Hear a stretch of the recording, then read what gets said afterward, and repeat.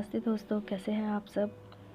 Goal21 channel की तरफ से मैं आप सभी का स्वागत करती हूं और आज मैं फिर उपस्थित हूं आपके सामने एक नए टॉपिक के साथ में। और आज का मेरा टॉपिक है भारत के राष्ट्रीय प्रतीक एवं राष्ट्रीय चिन्ह। तो चलिए बिना टाइम वेस्ट करते हुए आते हैं अपने टॉपिक की तरफ। तो सबसे पहले हम बात करेंगे भारतीय राष्ट्रीय ध्वज के बारे में, यानी हमारा जो राष्ट्र ध्वज है उसके बारे में हम बात करेंगे। तो एक डेट आपको मैं बताऊंगी, ये डेट है 22 अगस्त 1907। 22 अगस्त 1907 22 अगस्त 1907 को सबसे पहली बार स्टुटगार्ट जर्मनी में मैडम भीखाजी कामा के द्वारा हमारा जो राष्ट्रीय ध्वज है वो फहराया गया था। तो ये डेट आप याद रखिएगा, एग्ज़ाम पॉइंट ऑफ व्यू से इम्पॉर्टेंट है। तो आप सभी को पता होगा कि हमारा जो भारत का राष्ट्रीय ध्वज है वो क्या है, तिरंगा है। और इसमें क्या है, 3 रंग की पट्टियाँ हैं। सबसे ऊपर पट्टी कौन सी है, केसरिया पट्टी है, और बीच में क्या है, सफ़ेद पट्टी है, और नीचे जो है वो हरे रंग की पट्टी है। और इसका अनुपात आप याद रखेंगे, कभी कभार आपसे पूछ भी लिया जाता है कि राष्ट्रीय ध्वज की चौड़ाई और लंबाई का जो अनुपात है वो क्या है, तो 2:3 है। और एक चीज़ और आप याद रखेंगे कि वर्तमान में तिरंगे का जो निर्माण किया गया है वो किसने करा हुआ था, 1931 में पिंगली वेंकैया के द्वारा किया गया था। कौन है, पिंगली वेंकैया। पिंगली वेंकैया पिंगली वेंकैया के द्वारा क्या हुआ था, किया गया था वर्तमान तिरंगे का निर्माण। ठीक है, तो आप लोग ये भी नाम याद रखेंगे। और उसके बाद भारत के राष्ट्रीय ध्वज को 22 जुलाई, ये लिखा भी हुआ है 22 जुलाई 1947 को क्या किया गया था, अपनाया गया था। और संविधान सभा किसके द्वारा अपनाया गया था, तो संविधान सभा द्वारा इसे अंगीकृत किया गया था। और इसके बीच में जो सफ़ेद पट्टी होती है उसके बीच में क्या होता है कि केंद्र में 24 तीलियों वाला गहरे नीले रंग का एक चक्र होता है ना। और वो जो तीलियाँ होती हैं वो 24 घंटों का प्रतीक होती हैं। तो ये भी आप क्या रखेंगे, ध्यान रखेंगे इस बात को भी। और एक और पॉइंट है कि 12 मार्च ये डेट भी आप याद रखिएगा। 12 मार्च 2018 को कर्नाटक की बेलगांव में देश का सबसे ऊंचा तिरंगा झंडा, कितने फुट था इसकी ऊंचाई थी, तो 361 फुट ऊंचाई थी इसकी। आप ये याद रखिएगा और नोट डाउन करके, 361 फुट ऊंचाई थी। इसको तिरंगे झंडे को फहराया गया था कहाँ पर, कर्नाटक के बेलगांव में। और ये देश का सबसे ऊंचा तिरंगा झंडा फहराया गया था। तो ये question exam point of view से इम्पॉर्टेंस है, इसलिए मैंने क्या किया, बता दिया इसे। तो आप लोग ध्यान में रखिएगा। चलिए और आगे बढ़ते हैं। इसके बाद कुछ चीज़ें हैं, मतलब जो प्रभावी कानून जो है, ताकि जो हमारा जो तिरंगा झंडा है उसके बारे में बताया गया है। एक्चुअली आप लोगों को पता भी होगा और आप लोगों के पास, बहुत से लोगों के पास ये बुक भी होगी कि हमारे भारतीय सरकार के द्वारा 1 ईयर की बुक जो है वो प्रकाशित की जाती है। तो मैं जो मेन टॉपिक है, अक्सर इस बुक से एग्ज़ाम में काफ़ी 10 से 15 क्वेश्चन आते हैं। और बहुत सारी चीज़ें हैं, बहुत सारे टॉपिक्स हैं, टॉपिक वाइज बहुत सारी चीज़ें बताई गई हैं। तो मैं आपको एक एक टॉपिक करके कंप्लीट करा दूँगी। तो मैं यहाँ पर केवल उन्हीं पॉइंट्स पर बात करूँगी जो एग्ज़ाम पॉइंट ऑफ व्यू से आपके लिए इम्पॉर्टेंस है। ओके, तो चलिए नेक्स्ट आते हैं।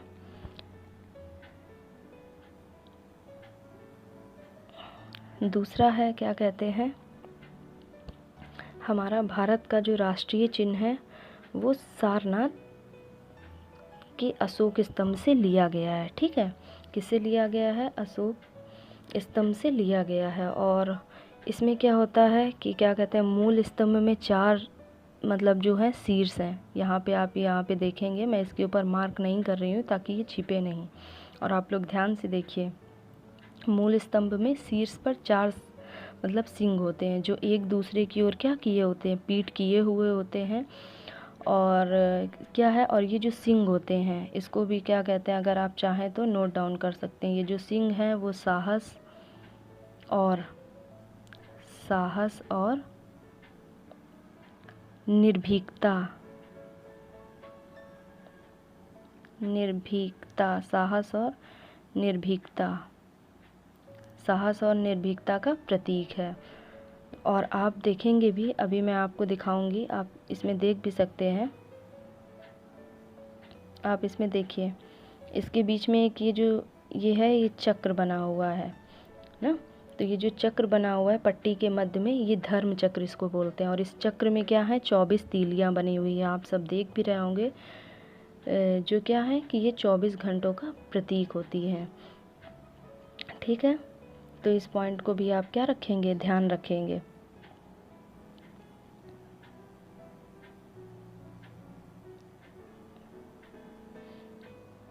और इसकी भी डेट देखिए दी गई है। क्या कहते हैं, ये जो डेट मैं आपको बता रही हूँ, ये डेट कभी कभार पूछ ली जाती, कभी कभार क्या, वो अभी 2000 क्या कहते हैं 19 का आपने PCS का पेपर देखा होगा, तो उसमें राष्ट्रीय ध्वज की पूछ ली गई थी कि हमारा जो राष्ट्रीय ध्वज था वो कब अपनाया गया था। तो 22 जुलाई 1947 को संविधान सभा द्वारा अंगीकृत किया गया था। ये तो मैंने आपको बता ही दिया है। तो इस वजह से ये जो डेट्स हैं वो इम्पॉर्टेंस हैं। और उसके बाद मैं बात कर रही थी भारत का राष्ट्रीय चिन्ह के बारे में। तो भारत सरकार द्वारा 26 जनवरी 1950 को इसे अपनाया गया था, यानी कि राज्य चिन्ह के रूप में इसे अपनाया गया था। तो आप ये जो डेट है ये याद रखिएगा। आपसे ऐसे क्वेश्चन पूछा जा सकता है कि भारत के राष्ट्रीय चिन्ह को किस दिन अपनाया गया था ना, तो याद रखेंगे आप 26 जनवरी 1950 को क्या कहते हैं अपनाया गया था। ठीक है, आप इस चीज़ को ध्यान में रखेंगे। और उसके बाद क्या है कि चक्र के दाईं ओर आप देखेंगे एक क्या है, सांड है। चक्र के दाईं ओर क्या कहते हैं, एक सांड है। चलिए पहले मैं आपको क्या कहते हैं दिखा देती हूँ। देखिए यहाँ पे मैं आपको दिखाती हूँ, ये देखिए चक्र की जो दाईं ओर होता है एक सांड होता है ना। और ये क्या है, ये कृषि प्रधान अर्थव्यवस्था का प्रतीक होता है। ये किसका प्रतीक होता है, कृषि प्रधान, यानी कि कृषि प्रधान अर्थव्यवस्था का क्या होता है, प्रतीक होता है। तो ये भी आप चीज़ ध्यान रखिएगा, क्योंकि आपसे ये पूछा जा सकता है। और मैं बिल्कुल पॉइंट टू पॉइंट बात कर रही हूँ, ताकि क्या कहते हैं आपको बहुत सारी जो है अपना हमें थोड़ा सा एक पैटर्न भी चेंज करना होगा। और हमें क्या करना होगा, जो एग्ज़ाम पॉइंट ऑफ व्यू से इम्पॉर्टेंस है, हमें फटाफट उसी का रिवीजन करना होगा। ठीक है, तो चलिए मैं क्या बता रही थी, हाँ मैं आपको बता रही थी कि चक्र के दाईं ओर एक सांड है जो क्या कहते हैं कृषि प्रधान अर्थव्यवस्था का प्रतीक है। और चक्र के बाईं ओर क्या है, ये देखिए, ये एक घोड़ा है। और ये किसका प्रतीक है, ये अदम्य शक्ति, परिश्रम व गतिशीलता का प्रतीक है। तो आप इसे नोट डाउन करिए कि जो चक्र के बाईं ओर घोड़ा है वो क्या है, अदम्य शक्ति, परिश्रम व गतिशीलता का प्रतीक है। और उसके बाद आप यहाँ पर देख रहे होंगे ये चीज़ ना, आपने ये देख रहे होंगे क्या है कि फलक के नीचे मुंडकोपनिषद का सूत्र वाक्य है। ये कहाँ से लिया गया है, मुंडकोपनिषद से लिया गया है। क्या है, सत्यमेव जयते, और देवनागरी लिपि में अंकित है ये। ठीक है, और इसका अर्थ क्या होता है कि सत्य की ही हमेशा विजय होती है। क्या होती है, इसका जो अर्थ होता है, यानी जो सत्यमेव ये जो जयते लिखा हुआ है, इसका अर्थ क्या होता है कि सत्य की ही विजय होती है। तो आप इसको भी ध्यान रखिएगा। चलिए हम लोग कहाँ पे बात कर रहे थे, हाँ, तो अब आप इसे, आपको जितनी भी बातें मैं बता रही हूँ आप उसे नोट डाउन करिए और एक क्विक रिवीजन करिएगा। इसके बाद में देखिए, भारत सरकार द्वारा 26 जनवरी 1950 को अपनाए गए राज्य चिन्ह में केवल 3 सिंह दिखाई पड़ते हैं।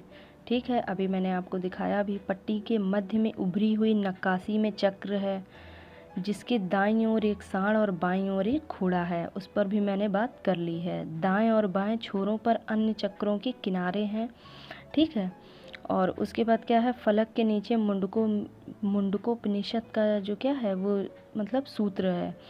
लिखा गया है, जिसका नाम है क्या है, सत्यमेव जयते। और ये क्या है, देवनागरी लिपि में अंकित है और जिसका अर्थ है सत्य की ही विजय होती है। ये भी मैंने आपको बता दिया हुआ है। और एक चीज़ और यहाँ पर है, क्या कहते हैं, आप ध्यान दीजिएगा कि मतलब इसमें दिखाई तो हमें क्या कहते हैं, दो ही चीज़ें देती हैं। ये जो भारत का जो राष्ट्रीय चिन्ह है, इसमें क्या करते हैं, हमें सामने से तो दो ही चीज़ें दिखाई देती हैं, लेकिन इसमें क्या होते हैं, चार जानवर होते हैं। एक क्या होता है, एक चित्र में वल्लरी में एक हाथी होता है और चौकड़ी भरता हुआ घोड़ा होता है, एक सांड होता है और क्या होता है, सिंह होता है। कौन कौन से जानवर होते हैं, हाथी होता है, घोड़ा होता है, सांड होता है, सिंह होता है ना, उभरी हुई मूर्तियाँ होती हैं। लेकिन हमें क्या दिखाई देते हैं, क्या कहते हैं, केवल दो ही जानवर दिखाई देते हैं सामने से, एक सांड और एक घोड़ा दिखाई देता है। तो ये भी आपसे पूछा जा सकता है, जो नहीं दिखाई देते हैं, कि इसमें पूछा जा सकता है कि इसमें कौन कौन से जो जानवर होते हैं उनकी जो उभरी हुई मूर्तियाँ हैं। ठीक है, तो ये आप ध्यान रखिएगा। चलिए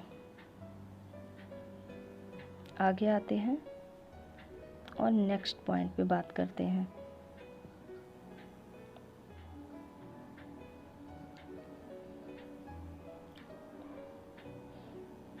अब बात करते हैं राष्ट्रगान पर।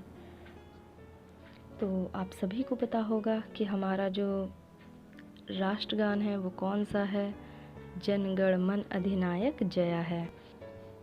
ये किसके द्वारा क्या कहते हैं रचित है, तो आप सभी को पता होगा कि रवींद्रनाथ टैगोर के द्वारा। और रवींद्रनाथ टैगोर ने क्या एक बांग्लादेश का भी राष्ट्रगान जो है वो बनाया था।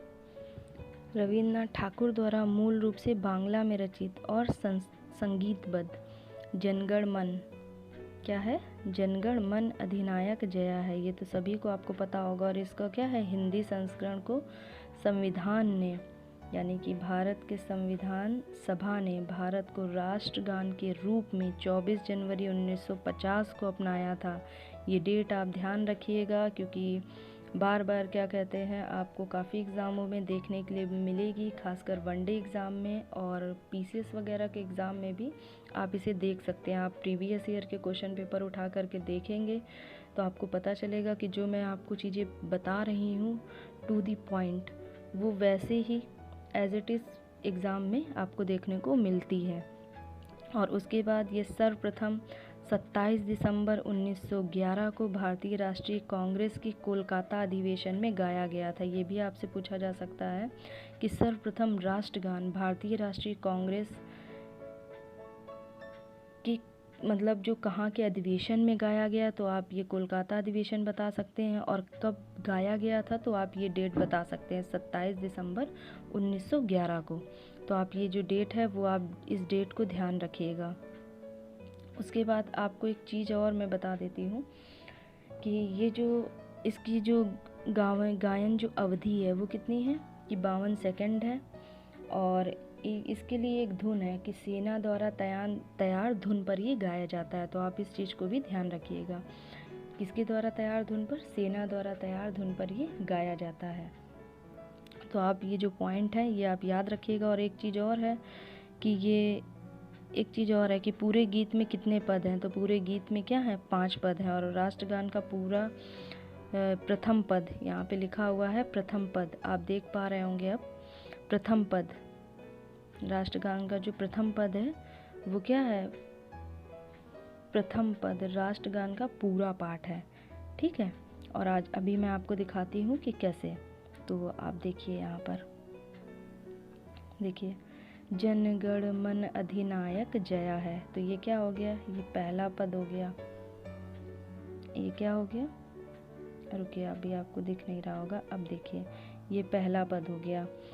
उसके बाद क्या कहते हैं, पंजाब, हाँ, जन गण मन अधिनायक जय है भारत भाग्य विधाता। तो ये पहला पद हो गया। फिर पंजाब सिंध गुजरात मराठा द्राविड़ उत्कल बंग विंध्य हिमाचल यमुना गंगा उच्छल जलधि तरंग। तो ये क्या हो गया, ये दूसरा पद हो गया। ठीक है, क्या हो गया, ये दूसरा पद हो गया। उसके बाद तब शुभ नामे जागे, तब शुभ आशीष मांगे, गाए तब जय गाथा। और ये क्या हो गया, ये तीसरा पद हो गया। जनगण मन अधिनायक, जय हे भारत भाग्य विधाता, ये चौथा पद हो गया। जय हे जय हे जय हे जय जय जय जय हे, और ये क्या हो गया, पांचवा पद हो गया। अब आप लोग को समझ में आया होगा, ठीक है। ये इसका जो पहला पद है वो पूरा है, यानी कि ये देखिए जनगण मन से स्टार्ट है और लास्ट में ये पूर्ण विराम लगा हुआ है। तो ये जहाँ पे भी पूर्ण विराम लगा होता है वो एक पद होता है। और हम लोगों ने हिंदी में भी पढ़ा होता है कि जब हम कोई वाक्य लिखते हैं और जब पूर्ण विराम लगाते हैं तो वो हमारा जो वाक्य होता है वो क्या हो जाता है, कंप्लीट हो जाता है। तो आई होप जो मैं आपको चीज़ें जो समझाना चाहती हूँ वो आपको समझ में आ रही होंगी। उसके बाद क्या है, ये तो मैंने आपको बता ही दिया कि राष्ट्रगान के गायन की अवधि जो है वो 52 सेकंड होती है ना।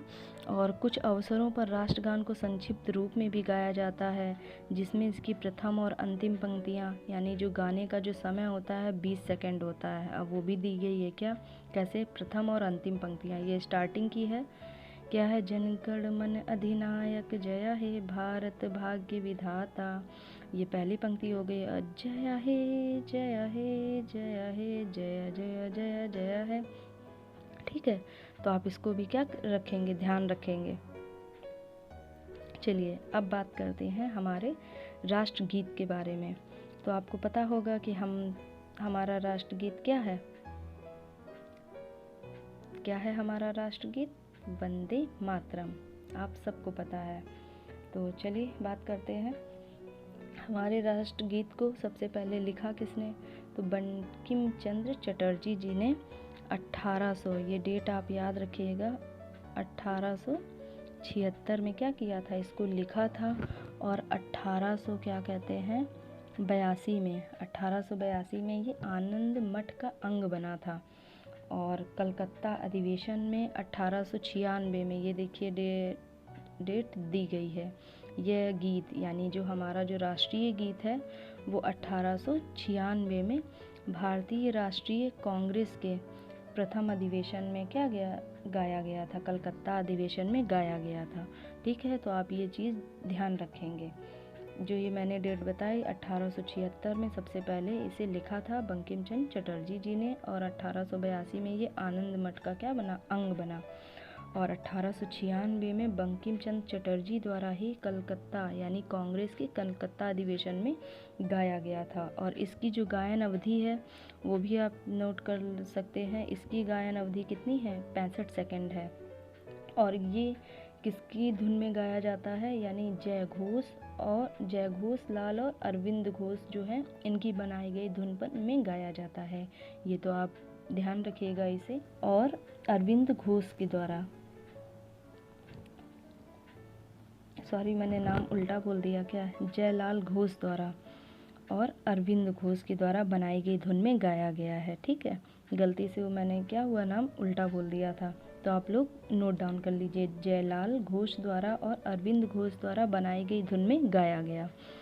तो इसे ये चीज़ें आपको इसमें नहीं मिलेंगी, ये मैं अलग से आपको बता रही हूँ, तो आप इसे अपनी रफ कॉपी में नोट कर लीजिए। हाँ तो चलिए आगे बढ़ते हैं। इसका प्रथम पद इस प्रकार है, ये देखिए वंदे मातरम, जहाँ पे ये एक एक्सक्लामेशन मार्क यानी विस्मयादिबोधक चिन्ह लगा हुआ है, ये है। तो वैसे ये इतना इम्पोर्टेंट नहीं है, तो चलिए आगे बढ़ते हैं। जो चीज़ें इम्पोर्टेंट थी वो मैंने क्या कर दिया, आपको बता दिया। तो आप इसे क्या रखिएगा, ध्यान में रखिएगा। और एक चीज़ और, ये जो पहली बार ये जो गाया गया था, तो ये भारतीय राष्ट्रीय कांग्रेस का कौन सा अधिवेशन था, ये भारतीय राष्ट्रीय कांग्रेस का ये जो अधिवेशन था ये था 12वां अधिवेशन, ये भी आप लोग ध्यान रखिएगा, ठीक है। कौन सा अधिवेशन था, 12वां अधिवेशन था। देखिए इसमें लिखा आ गया है। और इस जो पद का यानी जो ये जो पद है हमारा जो राष्ट्रीय गीत है उसका अंग्रेजी में अनुवाद किसके द्वारा किया गया, अरविंदो, उसका अंग्रेजी में अनुवाद किसके द्वारा किया गया है, अरविंदो द्वारा किया गया। किसके द्वारा? अरबिंदो द्वारा। तो आप इसको भी ध्यान में रखिएगा कि वो आपसे पूछ सकता है कि अंग्रेजी अनुवाद किसने किया हुआ है, तो आप उसको बताएंगे। ठीक, चलिए अब अपने नेक्स्ट पॉइंट में आते हैं, नेशनल कैलेंडर। इससे भी क्वेश्चन पूछा जाता है और आप लोगों ने एग्ज़ाम में देखा भी होगा। इससे क्वेश्चन क्या पूछा जाता है कि मतलब जो भारतीय राष्ट्रीय जो कैलेंडर है उसका जो पहला महीना है वो कौन सा होता है, तो उससे इस तरीके का क्वेश्चन पूछा जाता है। तो चलिए बात करते हैं हमारे राष्ट्रीय पंचांग कैलेंडर के ऊपर ना। तो हम सबको पता है कि क्या कहते हैं, ग्रिगोरियन कैलेंडर के साथ साथ देश भर के लिए शक संवत पर, ये याद रखिएगा, किस पर? शक संवत पर आधारित एक रूप राष्ट्रीय पंचांग जिसका पहला महीना कौन सा होता है? चैत्र होता है, चैत्र। और यही पूछा भी जाता है आपसे, क्या कहते हैं कि शक संवत पर आधारित राष्ट्रीय पंचांग या राष्ट्रीय कैलेंडर का क्या कहते हैं, पहला महीना कौन सा होता है? चैत्र होता है। अच्छा, ये पहला महीना चैत्र क्यों रखा गया कि हिंदू कैलेंडर के अकॉर्डिंग? क्योंकि जो मार्च की जो नवरात्रि पड़ती उसका पहला दिन मतलब स्टार्ट होता है, तो इसलिए चैत्र का पहला महीना के नाम से रखा गया। और शक संवत क्यों कहते हैं? क्योंकि जो कनिष्ठ थे उनके साक्ष्यों ने क्या किया था? उपयोग किया था शक संवत, इसलिए इसको बोलते हैं। उसके बाद क्या है, हाँ इसकी एक चीज़ और आप ध्यान रखिएगा, इसमें क्या है, इसकी जो डेट है, इसकी डेट क्या है कि इसे कब अपनाया गया था? 22 मार्च 1957 को जो पंचांग है सरकारी उद्देश्य के लिए अपनाया गया था। तो आप इस डेट को भी आप ध्यान रखिएगा कि कौन सी डेट है, 22 मार्च 1957 को क्या किया गया था? अपनाया गया था। यानी हमारा जो ये जो पंचांग है ना, हिंदू पंचांग, हिंदू कैलेंडर, राष्ट्रीय पंचांग, इन्हें सरकारी उद्देश्य के लिए अपनाया गया। और इसकी जो एक और क्या कहते हैं, हाँ और एक चीज़ आप यहाँ पर ध्यान रखिएगा, चैत्र का पहला दिन सामान्यतः 22 मार्च को और अधिवर्ष में 21 मार्च को पड़ता है। ठीक है, तो आप इसको भी क्या रखिएगा, ध्यान रखिएगा कि जो चैत्र का पहला जो महीना होता है क्या कहते हैं, वो 21 मार्च को पड़ता है और 22 मार्च को पड़ता है। तो आप इस चीज़ को भी ध्यान रखिएगा। और इसमें इम्पोर्टेंस क्या होता है, हाँ एक चीज़ ये हमको पता है कि हमारा जो सामान्य वर्ष होता है वो क्या होता है कि 365 दिन का होता है, लेकिन जो लीप ईयर वर्ष होता है वो क्या होता है, हमारा 366 दिन का होता है, जो 4 साल बाद आता है। तो इसके लिए इसमें इतनी बातें थी और इन्हीं चीज़ों को क्या कहते हैं आप ध्यान रखिएगा। और हमारा जो पार्ट 2 होगा इसका, उसमें हम आपको मतलब भारत के राष्ट्रीय जो पशु हैं, राष्ट्रीय पक्षी है, राष्ट्रीय पुष्प है, राष्ट्रीय वृक्ष है, तो उसमें आपको, और हमारा जो मतलब नोट जो है उसमें क्या होगा, आपने देखा होगा कि रा टाइप का बना होता है ना, तो वो उसकी जो डिज़ाइन है वो किसने तैयार करी, और भी मतलब इसकी मैं पार्ट 2 में बताऊंगी आपको। और आप सब क्या कहते हैं, अपना जो टाइम है, जो आपका जो टाइम है उसे आप बहुत अच्छे से यूज़ करिए और यूटिलाइज़ करिए। इस टाइम को बेकार नहीं जाने दीजिए। क्यों? क्योंकि एक लाइन भी होती है कि जहाँ चाह होती है वहाँ ही क्या होती है, राह होती है।